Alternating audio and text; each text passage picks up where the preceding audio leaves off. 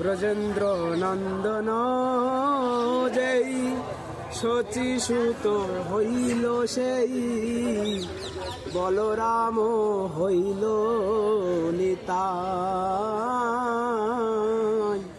বলরাম হইল নিতাই। হরে কৃষ্ণ, রাধে রাধে।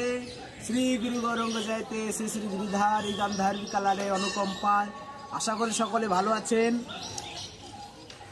4 তারিখ মার্চ মাসে আমাদের সমগ্র বিশ্ব ব্রহ্মাণ্ডে হোলির উৎসব বা দোল পূর্ণিমা, গৌরাঙ্গ মহাপ্রভুর আবির্ভাব তিথি।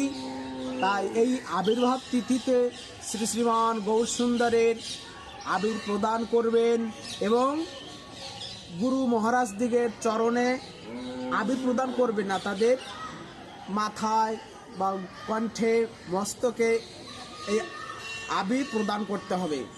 এবং সেদিন দুপুর পর্যন্ত উপবাস করতে পারেন। কেউ অনুরাগী ভক্তবৃন্দ তার সারা দিন রাত একাদশীর মতো ব্রত পালন করতে পারবেন। পরদিন ব্রত উপবাসের পালন করে নেবেন।